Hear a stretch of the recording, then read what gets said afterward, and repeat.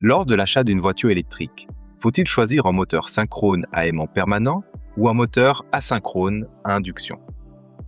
La réponse dépend principalement de votre utilisation. Pour une conduite essentiellement urbaine, le moteur synchrone à aimant permanent est généralement le meilleur choix. Il offre un couple instantané plus élevé, une meilleure accélération et une consommation d'énergie plus faible. En revanche, pour les longs trajets sur autoroute, le moteur asynchrone à induction présente certains avantages grâce à sa meilleure résistance à la chaleur et à ses performances plus stables à haute vitesse. Avant d'aller plus loin, rappelons que ces deux moteurs fonctionnent selon un principe similaire. Ils utilisent tous deux un stator composé de bobines alimentées en courant alternatif. Ces bobines créent un champ magnétique tournant qui entraîne le rotor situé au centre du moteur. La principale différence se trouve justement dans ce rotor. Commençons par le moteur synchrone à aimant permanent. Son rotor contient des aimants permanents qui possèdent leur propre champ magnétique. Lorsque le champ magnétique du stator tourne, le rotor suit exactement le même mouvement grâce aux forces d'attraction et de répulsion magnétique. C'est pour cette raison qu'on parle de moteur synchrone.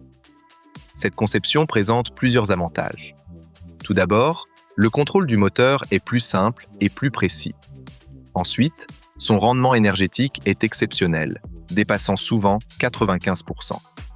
Une plus grande partie de l'électricité est transformée en mouvement, ce qui améliore l'autonomie du véhicule. Autre avantage important, le couple est disponible immédiatement. Dès que vous appuyez sur l'accélérateur, le moteur réagit instantanément, offrant des démarrages rapides et une excellente réactivité en circulation urbaine. Cependant, cette technologie possède également quelques inconvénients. Les aimants permanents nécessitent des terres rares coûteuses. De plus, lorsqu'ils sont soumis à des températures très élevées, ils peuvent perdre une partie de leurs propriétés magnétiques, ce qui réduit les performances du moteur.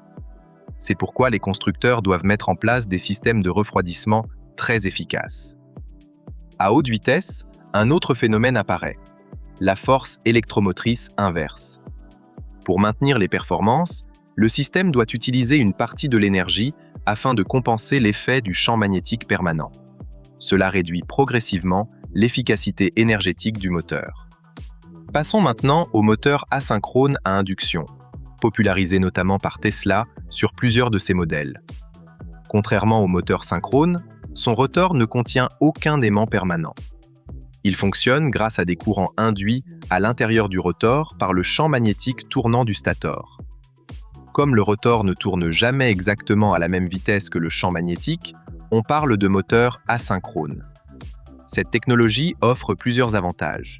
D'abord, elle ne nécessite pas de terres rares, ce qui réduit les coûts de fabrication. Ensuite, l'absence d'aimant permanent le rend beaucoup plus résistant aux fortes températures. Il supporte mieux les longues sollicitations à haute vitesse et présente généralement une excellente durabilité. À vitesse élevée, il conserve également une efficacité plus stable puisque le rotor ne possède aucun champ magnétique permanent à compenser. C'est l'une des raisons pour lesquelles certains véhicules équipés de moteurs asynchrones affichent de bonnes performances sur autoroute. Mais il existe aussi des inconvénients. Le rotor doit générer des courants induits pour produire du mouvement, ce qui entraîne des pertes d'énergie supplémentaires. Son rendement se situe généralement entre 80 et 90%, inférieur à celui d'un moteur synchrone à aimant permanent. De plus, son couple initial est moins élevé et sa réponse à l'accélération est légèrement moins instantanée. Pour obtenir des performances comparables, il faut souvent utiliser un moteur plus gros et plus lourd. En résumé, le moteur synchrone à aimant permanent est idéal pour la ville grâce à son excellent rendement, son faible niveau de consommation et ses accélérations immédiates. Le moteur asynchrone à induction est quant à lui plus robuste, plus résistant à la chaleur et particulièrement adapté aux longues périodes de fonctionnement à haute vitesse. Le choix du moteur révèle également le niveau de maîtrise technologique d'un constructeur. En effet, le pilotage d'un moteur asynchrone est beaucoup plus complexe. Obtenir une conduite fluide, performante et agréable exige une électronique de contrôle très avancée, ce qui explique en partie la réputation de Tesla dans ce domaine. J'espère que cette explication vous aidera à mieux comprendre les technologies utilisées dans les voitures électriques avant votre prochain achat.